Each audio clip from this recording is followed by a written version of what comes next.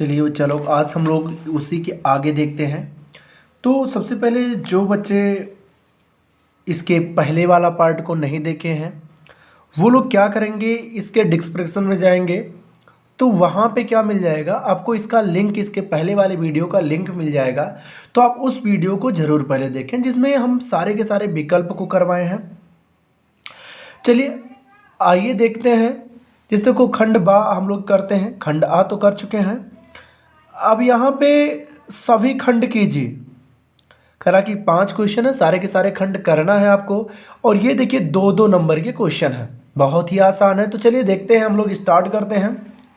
सबसे पहला क्वेश्चन करते हैं हम लोग। ये देखिए आपके सामने है, आप स्क्रीनशॉट ले सकते हो, क्वेश्चन का लिख सकते हो।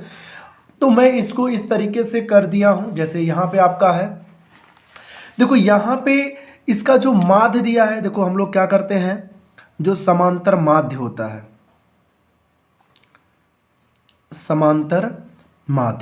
समांतर माध्य को क्या करते हैं, यहाँ पे दिया गया है 21.5, ठीक। और इसको हम इससे डिनोट करते हैं बार से, 21.5, ठीक। अच्छा यहाँ पे देख लेते हैं अगर कि जो मेरा f है सिग्मा एफ आई, सिग्मा का मतलब इन सारे के सारे को जोड़ लेते हैं तो क्या मिलेगा, 6 4 10 3 13 13 2 15, आपको मिल जाएगा 15 प्लस के, 15 प्लस कितना हो जाएगा, के हो जाएगा, ठीक। अब यहाँ पे एफ आई एक्स आई निकाल लेते हैं। देखो क्योंकि हमें जो आवश्यकता होती है इसका बराबर होता है कितना, sigma F I x I upon sigma F I, ये मेरा फार्मूला होता है। तो इसको निकालने के लिए मतलब क्या होता है, एफ आई और एक्स आई का मल्टीप्लाई, तो 5 6 30 हो जाएगा, 15 चौके 60 हो जाएगा, और 25 तियाँ हो जाएगा आपका 75, और 35 के का गुणा करोगे तो 35 के हो जाएगा, 45 दुना क्या हो जाएगा 90। इन सारे चीज़ों को अगर आप जोड़ते हो तो ये हो जाएगा सिग्मा एफ आई और एक्स आई, यही तो है सिग्मा लगाने का मतलब जोड़। 60 30 90 90 180 75 255, मतलब हो जाएगा 255 प्लस 35 के हो जाएगा, हम लोग यहाँ पे लिख देंगे। चलो इसके बाद क्या होगा, 21.5 इसकी वैल्यू है, हमने उसको पुट कर दिया। इसके बाद देखो बराबर कितना दिया है आपका, सिग्मा एफ आई एक्स आई मतलब 255 प्लस 35 के, अपान में कितना दिया है, 15 प्लस के दिया है। देखो सॉल्यूशन में थोड़ी सी प्रॉब्लम हो सकती है, इसलिए हम इसको क्या करते हैं, जीरो को मतलब दशमलव को हटा देते हैं, नीचे एक जीरो बढ़ा देते हैं। थोड़ा लॉन्ग जाएगा बट बहुत ही आसानी से लगेगा, देख लेते हैं। देखो अगर हम लोग इसको क्या लिख सकते हैं, 215 बटे कितना लिख सकते हैं, 10 इज इक्वल टू कितना हो जाएगा, 255 प्लस 35 के हो जाएगा, और बटे 15 प्लस के हो जाएगा, ठीक। अब यहाँ पे देखो इसको जब काटोगे तो 2 से काट सकते हो, 5 दूनी 10 हो जाएगा, और 5 से काटोगे 5 चौक 20 हो जाएगा, एक बचा 5 तिहाई 15 हो जाएगा। अब देखो मैं यहाँ पे सलूशन करता हूँ इसका, तो क्या हो जाएगा, जब इसका गुणा करोगे इधर जाएगा तो इधर गुणा हो जाएगा, तो 15 गुणे 43 करोगे, 15 तिहां 45 हो जाएगा, और 15 चौके 60 और 4 64 हो जाएगा, 645, और के का करोगे तो प्लस 43 के हो जाएगा, ठीक। इज इक्वल टू, अब देख लेते थोड़ा सा, इसका इसमें करोगे तो 255 दुना हो जाएगा 510 हो जाएगा, और 35 दुना हो जाएगा 70 के हो जाएगा, ठीक है।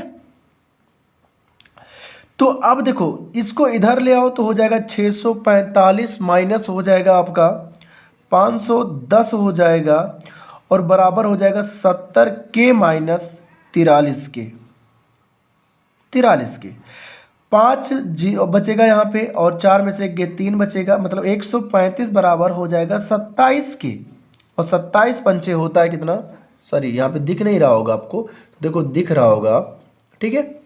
तो कितना हो जाएगा यहाँ पे, काटोगे तो आ जाएगा यहाँ पे 5, क्योंकि 27 पंचे 135 होता है, तो के बराबर कितना हो जाएगा? चलो 5 आंसर हो जाएगा। तो ये है, आप लोग स्क्रीनशॉट ले लो, फिर हम चलते हैं अगले क्वेश्चन की ओर। ठीक है, चलिए देखिए, इसके आगे वाला जो क्वेश्चन कह रहा था वो क्या कह रहा है कि के किस मान के लिए समीकरण 2x² माइनस के x माइनस 1 बराबर 0 के मूल बराबर होंगे। जैसा कि मैंने इस क्वेश्चन को यहाँ पे लिख दिया है। अब देखो के किस मान के लिए बात कर रहा है, तो कौन सा मान होगा? देखो, जो विविधकर इसका होता है वो 0 होता है कब? जब मूल बराबर होते हैं। तो सबसे पहले जो समीकरण दिया है लिख लेते हैं। दिया है 2x², देखो इसका अंदर गुणा कर दो, तो के का x में गुणा करोगे तो माइनस के एक्स हो जाएगा, और माइनस के और माइनस 1 हो जाएगा प्लस के इज इक्वल टू क्या हो जाएगा? 0 हो जाएगा। a बराबर कितना आ गया? 2, और b बराबर आ गया माइनस के, और c बराबर भी कितना आ गया? के। आप लोग जानते हो कि इसकी जो तुलना होती है, यहाँ पे मैं कह सकता हूँ कि ax² plus B X plus C बराबर 0 से करने पर हम लोग क्या करते हैं, ये मेरा मूल समीकरण होता है, इससे हम लोग तुलना करते हैं। तो x² का गुणांक a होता है, तो x² का गुणांक 2 था, तो a बराबर 2। x का गुणांक b है, तो x का गुणांक यहाँ पे माइनस के है, तो b बराबर माइनस के, और k अचर पद होता है, मतलब c बराबर k। तो मूल बच्चों की क्या है? मूल बराबर है। अगर मूल बराबर है इस, तो d बराबर क्या होता है? 0। तो अर्थात b² minus 4ac is equal to क्या हो जाएगा? 0। b की वैल्यू दिया है माइनस के, तो माइनस के का हो जाएगा स्क्वायर, और देखो इसको उधर ले जाएंगे तो प्लस में हो जाएगा 4। a की वैल्यू कितना है? 2, और k की वैल्यू कितना है? सॉरी, c की वैल्यू कितना है? k। तो हो जाएगा क्या? k² बराबर 8k। तो एक यहाँ पे 2 बार k है, 1 बार k कैंसिल हो जाएगा, आपका आंसर आ जाएगा कितना? k बराबर 8। देखो, कोई दिक्कत हो तो कमेंट में बता दिया करो कि सर यहाँ पे दिक्कत है। ठीक है, बाकी आप लोग ध्यान से पढ़ लो, आप लोग पढ़े भी होंगे ऐसे सवालों को, और काफ़ी इंपॉर्टेंट रहते हैं ऐसे सवाल, और वैसे ज़्यादातर 2 नंबर में दे दिया, वैसे विकल्प में ज़्यादा पूछे जाते हैं। ठीक है, आगे देखते हैं इसका अगला सवाल। चलिए देखते हैं। देखो अगला क्वेश्चन क्या कर रहा है, एक वृत्त के चतुर्थांश का क्षेत्रफल, देख लो दिया है कि एक वृत्त के चतुर्थांश का क्षेत्रफल ज्ञात कीजिए जिसकी परिधि 44 सेंटीमीटर है। देखो कल भी हम इस पे एक सवाल आपको बताए थे, ऑप्शनल था। तो यहाँ पे देखो, जो वृत्त की परिधि होती है वो होती है 2πr, और कितना दिया है? 44 सेंटीमीटर। तो ये हो जाएगा 2 गुणे पाई की वैल्यू होती है कितना? 2π, 22/7। आर दिया नहीं है, वही निकालना है। तो 22 दूना 44, और 44 एक कम 44। देखो 2 से ही इसको काटे, इन दोनों का आपस में गुणा किए, 44 है और इसको काट दिए। आर बराबर कितना हो गया? 7 एक कम 7 सेंटीमीटर। चतुर्थांश का क्षेत्रफल जो होगा, वृत्त के चतुर्थांश का क्षेत्रफल, चतुर्थांश का क्षेत्रफल इज इक्वल टू होता है 1/4 पाई आर स्क्वायर होता है। तो यहाँ पे लिख दे रहा हूँ, तो इतना बराबर क्या हो जाएगा? 1/4, पाई की वैल्यू 22/7, आर की वैल्यू 7 गुणे 7, तो एक 7 से एक 7 कैंसिल हो गया, 2 दूनी 4, और ये 11 हो जाएगा। तो 11 सते 77/2 सेंटीमीटर स्क्वायर। ठीक, तो ये आपका आंसर हो गया इसका। ठीक है, आप लोग स्क्रीनशॉट ले लो, फिर हम चलते हैं अगले क्वेश्चन की ओर। ओके, देखिए अगला क्वेश्चन क्या कह रहा है? कह रहा है कि सिद्ध कीजिए कि 5 माइनस √3 एक अपरिमेय संख्या है। ठीक है, तो हम लोग इसके विरोधाभास से इसको सिद्ध करते हैं। विरोधाभास आप लोग पढ़े होंगे। चलो ठीक है, हम लोग देखते हैं। यहाँ पे मैंने क्वेश्चन भी लिख दिया है। तो हम सबसे पहले इसका विरोध करते हैं। विरोध का मतलब होता है, इसके विपरीत मान लेते हैं कि माना 5 माइनस √3 एक परिमेय संख्या है। क्या है? परिमेय संख्या है। ठीक, अगर ये परिमेय संख्या है तो कह सकते हो ये ए बाई, अगर ये परिमेय संख्या है तो आप इसको कह सकते हो कि ये ए बाई किसके रूप में होगा, बी के रूप में होगा। जहां ए और बी, जहां ए और बी क्या है, सह अभाज्य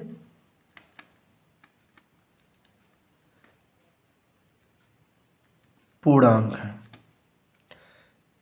सहभाज्य पूर्णांक का मतलब ए और बी का एक के अलावा कोई गुणनखंड नहीं है, ठीक है, और b is not equal to 0 हो तथा, समझे। चलो अब यहाँ पे हम क्या कर सकते हैं, हम इसको a और b को इधर ला सकते हैं, तो ये हो जाएगा 5 minus a upon B is equal to √3 हो जाएगा, समझे। इज √ कितना हो जाएगा, जितना हो जाएगा, ठीक, √3। अब देखो यहाँ पे क्या है, इसको इस तरीके से भी लिख सकते हो कि √3 is equal to 5 minus a upon B कह सकते हो। अब देखो अगर मैं इसको थोड़ा सा सॉल्व करूं आगे, तो देखो क्या आएगा, यहाँ पे देखो जो a और b पूर्णांक है, अर्थात अगर देखा जाए तो यहाँ पे जो गुणज है 1 है, यहाँ पे √3 है, तो हम कहेंगे कि a तथा b पूर्णांक है, और देखो हम कहेंगे a और b क्या है, पूर्णांक है, और 5 भी क्या है, भी पूर्णांक है, 5 भी क्या है, पूर्णांक है। इसलिए ये जो मेरा 5 माइनस ए अपान बी है, 5 माइनस ए अपान बी क्या होगा, एक परिमेय संख्या है, एक क्या है,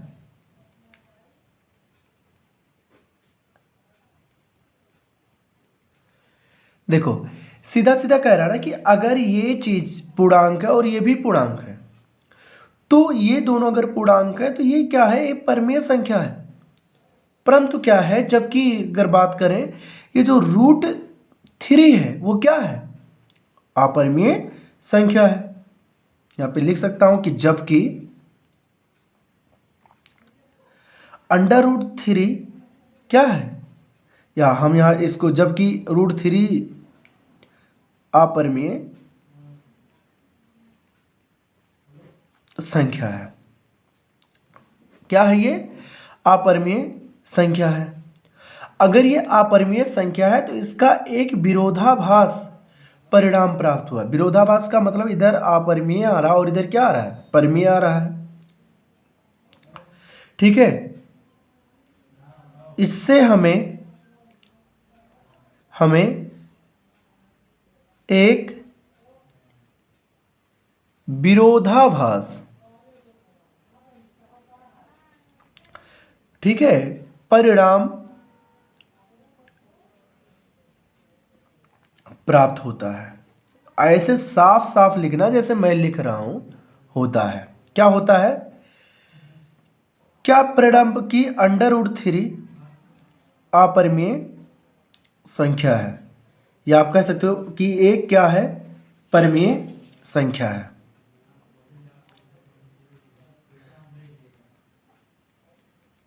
ये विरोधाभास में प्राप्त हो रहा है कि ये परिमेय संख्या है, ठीक है, बट ऐसा कुछ भी नहीं है, ये अपरिमेय। लेकिन अगर हम इसकी तरफ से देखें ये परिमेय, तो इसके बराबर तो परिमेय होगा, लेकिन ये विरोधाभास से हमें प्राप्त हो रहा है।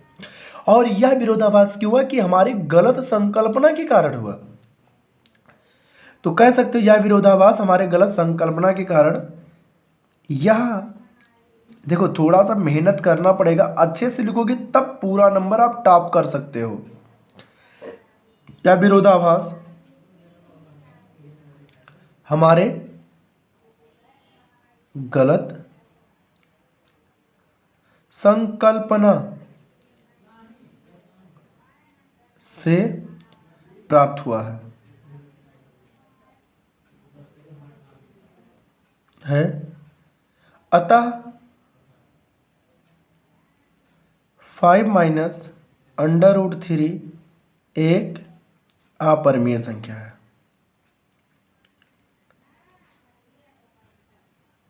क्या है? संख्या है। ठीक, तो इस तरीके से आप कर लेना, कोई दिक्कत कोई परेशानी नहीं होगी। ठीक है, अब हम लोग देखते हैं अगला सवाल।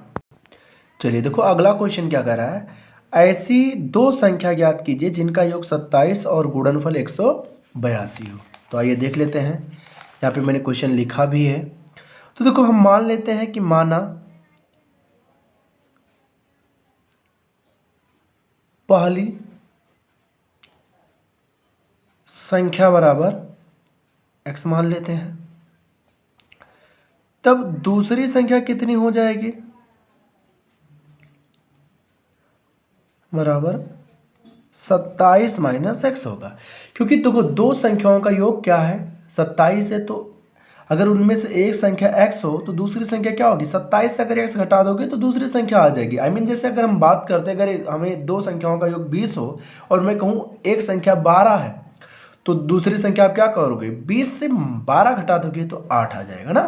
तो उसी प्रकार से अगर दोनों का योग 27 है और एक मिल गया तो दूसरा अपने आप मिल जाएगा। प्रश्नानुसार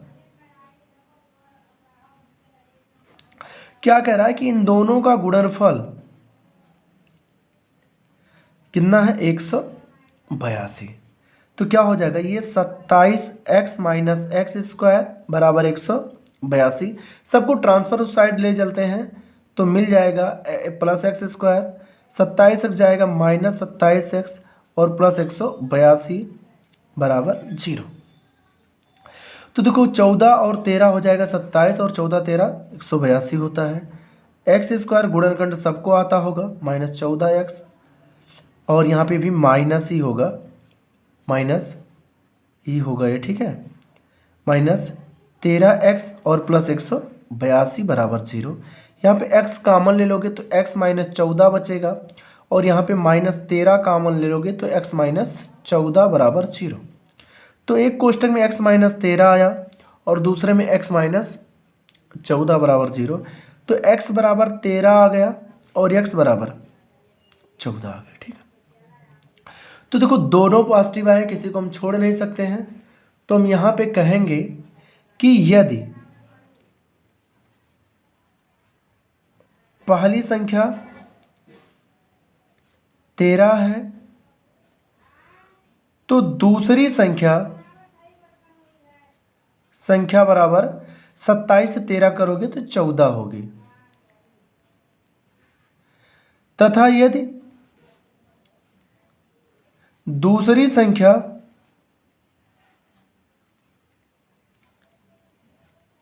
14 है तो पहली संख्या 13 है। ठीक है, तो इस तरीके से आप लिख दोगे, आप इसका स्क्रीनशॉट ले सकते हो। ठीक, अब हम लोग चलते हैं इसके अगले क्वेश्चन मतलब 6वें क्वेश्चन पर। चलिए देखते हैं इसका जो 6वां क्वेश्चन है वो क्या कह रहा है। यहाँ पे देखो क्वेश्चन मैं आपको दिखा दे रहा हूँ। कह रहा कि उस बिंदु के निर्देशांक ज्ञात कीजिए जो बिंदुओं -1, 7 और 4, -3 को मिलाने वाली रेखाखंड को 2:3 के अनुपात में विभाजित करती है। आप स्क्रीनशॉट ले सकते हो क्वेश्चन का, बाकी मैं थोड़ा सा लिख दिया हूँ कि वीडियो बहुत ज़्यादा बड़ा ना हो। हम माना कोई बिंदु P x, y होगी, जो बिंदु हमने नाम दे दिया A और B, नाम दिया नहीं था, को -1:7 और B 4, -3 को 2:3 के अनुपात में क्या करती? विभाजित करती है।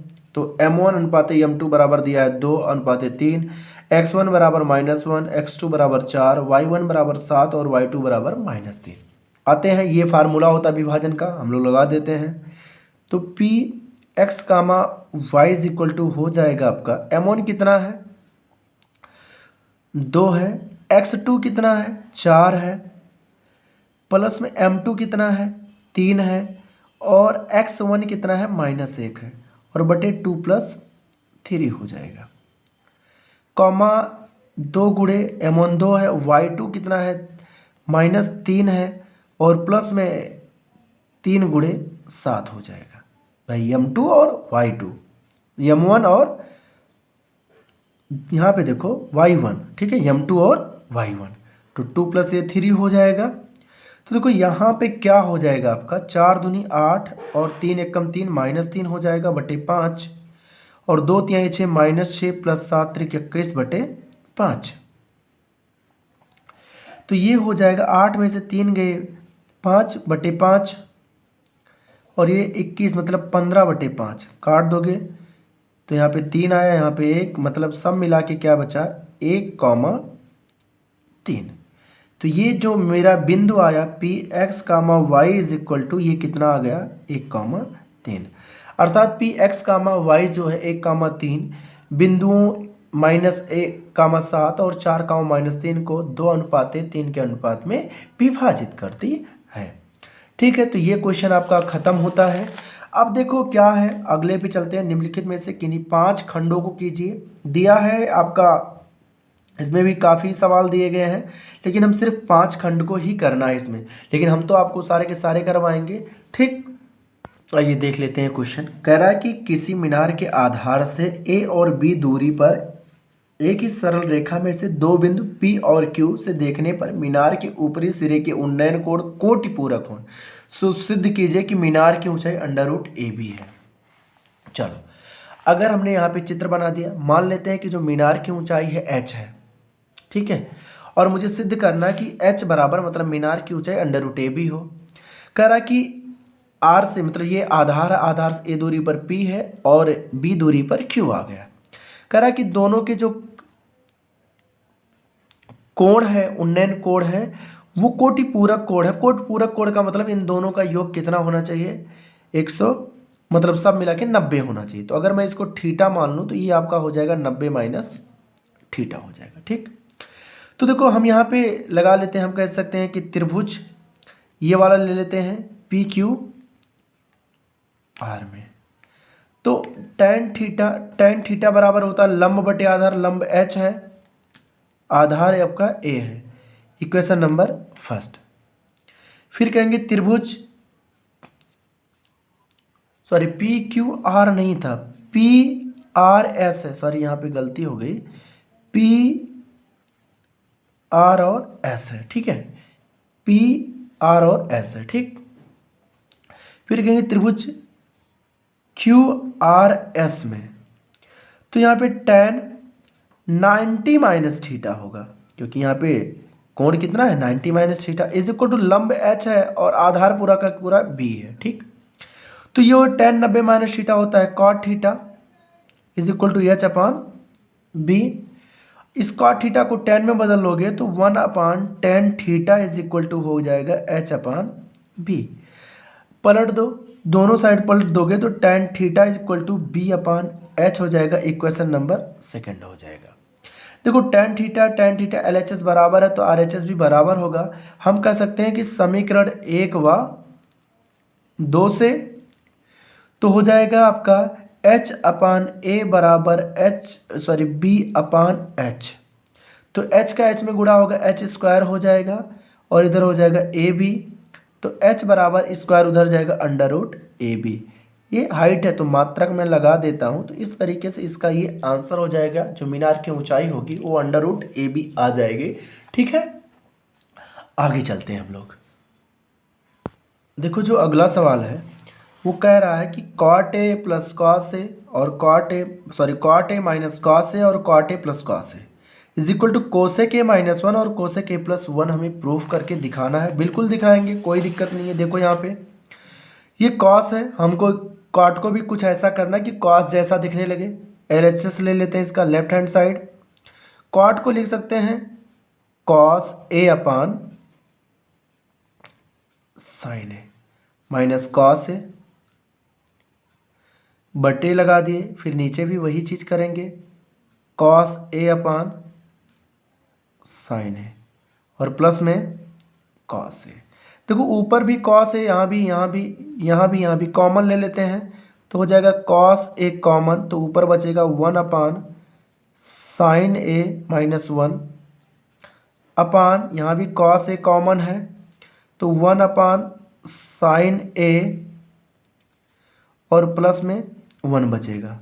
तो देखो अगर मैं इसको काट दूं, कट गया, सेम था। 1 upon sine A equal to होता है कोसेक ए माइनस 1 और 1 अपान साइन ए यहाँ भी कोसेक ए प्लस 1। देखो कितना आसान है, 4 नंबर का क्वेश्चन है और यहाँ पे ये दो बराबर आ गया, मतलब कह सकते हो कि LHS is equal to RHS। जो मुझे प्रूफ करना था वो आ गया आराम से। ठीक है, आगे देखते हैं, अगले क्वेश्चन की ओर चलते हैं, पढ़ लेते हैं। देखो अगला क्वेश्चन कह रहा है दो वृत्तों की त्रिज्याएं क्रमशः 8 सेंटीमीटर और 6 सेंटीमीटर है। उस वृत्त की त्रिज्या ज्ञात कीजिए जिसका क्षेत्रफल इन दोनों वृत्तों के क्षेत्रफलों के योग के बराबर है। चलो ठीक है, हम लोग कर लेते हैं। हम मान लेते हैं कि माना पहले वृत्त की त्रिज्या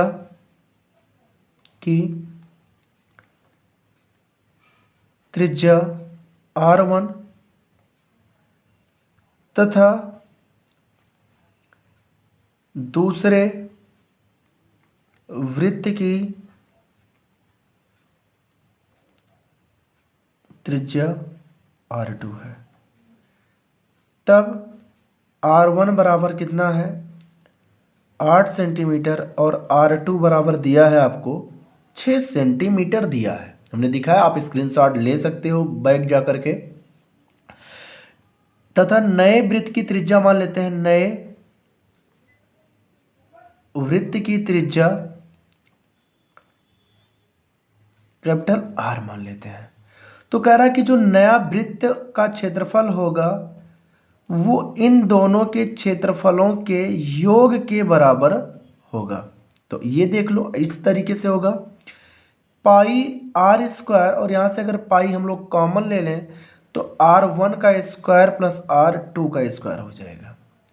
पाई से पाई कैंसिल हो जाएगा, R स्क्वायर बराबर R1 मतलब 8 का स्क्वायर प्लस 6 का स्क्वायर, 8 × 64 और 6 × 36 हो जाएगा, और R स्क्वायर बराबर हो जाएगा 100, तो R बराबर हो जाएगा √100 और ये हो जाएगा 10 मात्रक हो जाएगा। तो जो नया वृत्त होगा उसकी त्रिज्या कितनी हो जाएगी 10 मात्रक हो जाएगी। ठीक है, वीडियो हम सोच रहे हैं ज़्यादा बड़ा ना हो, इसलिए अब जो भी बचा हुआ है अगले वीडियो में हम लोग बनाएंगे, देखेंगे। तो अगर हो सके आप लोगों से तो वीडियो को ज़्यादा से ज़्यादा शेयर करें, क्योंकि इसके अलावा आपका कोई पैसा नहीं लग रहा है। तो आप लोग सिर्फ एक ही काम है कि लाइक करें और देखो कमेंट करना ना भूलें। ठीक है, कहाँ से हो आप, ये सारे की चीज़ें कमेंट में ज़रूर हमें बताएं, और लाइक सब्सक्राइब और शेयर ज़रूर करें, और इसके साथ साथ बेल आइकन ज़रूर दबाएं जिससे वीडियो जो है आपके पास सबसे पहले पहुँचे। ओके, धन्यवाद आप सभी का।